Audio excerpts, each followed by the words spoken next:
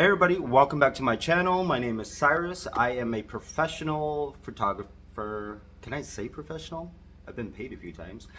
I'm a professional photographer and a professional makeup artist. I am going to go ahead and do a little bit of behind the scenes of what I do behind my shoots.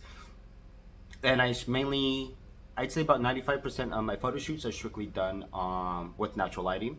So I figured today I kind of give you literally a behind the scenes of things I do for my photo shoots, what I use, which isn't much. A lot of my stuff is very, very simple because that's how I like my shoots. I love the simplicity of a simple photo that could be powerful enough to have 1,000 words, something like that to that aspect. But my biggest inspiration for photography does come from New York City. The concrete jungle, I love the depth, the shadowing, the different colors that it really has to play with, but also especially anything in black and white from New York City, I absolutely adore and love. So I figured today I go ahead and show you behind the scenes of what kind of shoot I'm doing with a model I have a shoot with today. And I will even show you more of the aspect of the makeup of what I professionally do with makeup, what I use for a lot of my photo shoots. And it's going to be literally, I guess, a new chapter for my channel, for my Instagram, for my TikTok, to show everybody what I do, because it is my goal in life to become a full-time professional photographer and a full-time professional makeup artist. So without further ado, let's get into it. All right, so now for my setup, the main thing I always do is try to look for the best place that has a lot of natural lighting the most. So this is kind of like my living room. Is this a living room? Window area right here, which has a lot of lighting. Upstairs I will do a little bit because I like the lighting that comes down from the roof.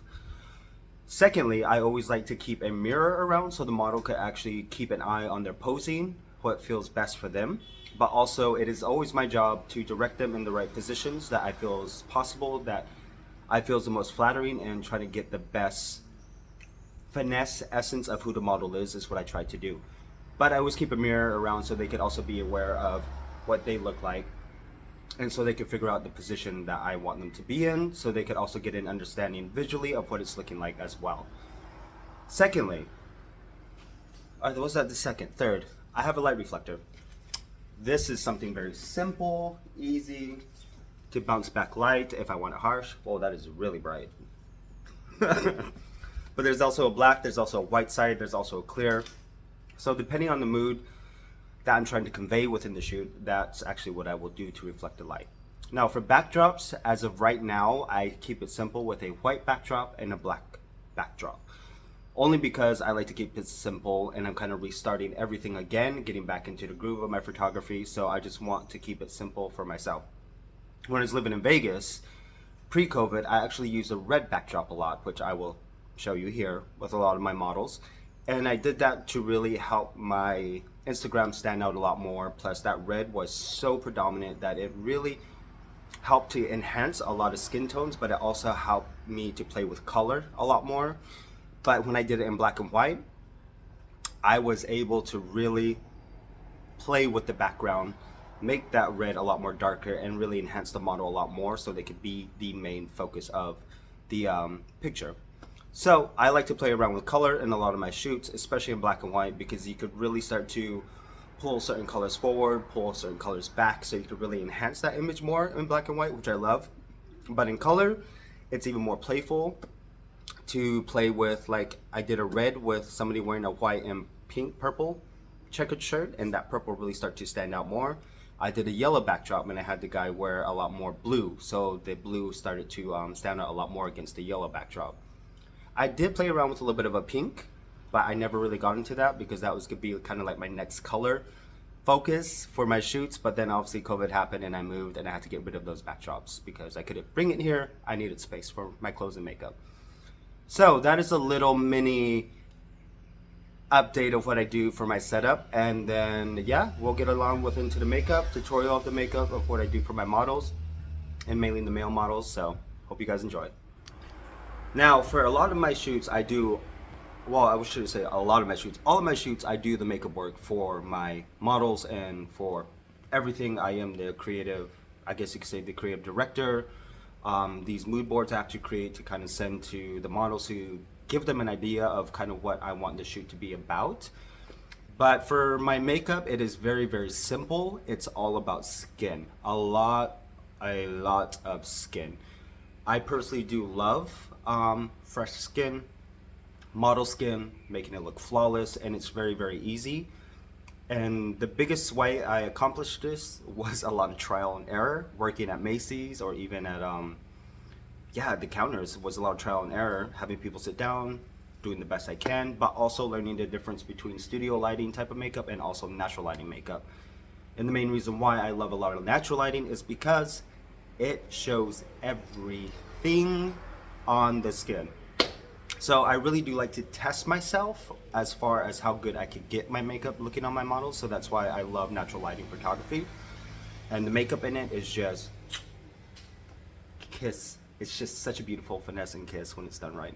So let me go on and show you my favorite part and what products I will be using on the model today. So here's a behind the scenes look of the type of primers I use. Pat McGrath, Estee Lauder, Yves Saint Laurent.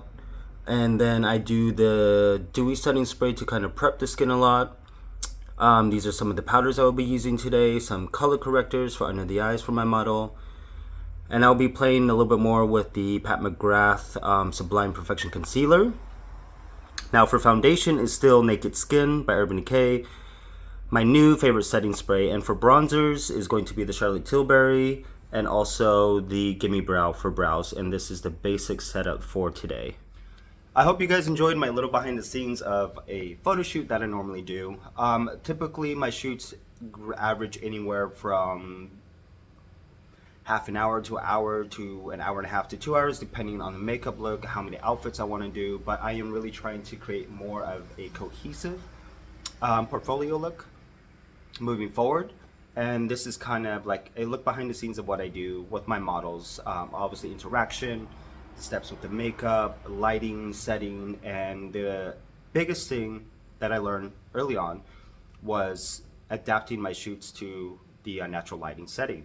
Obviously the natural lighting does change a lot within my shoots, so they tend to be a little bit different and off, but I love it because it's kind of like capturing everything within the moment and going along with the day, going within the minutes, the hours of us doing the shoot.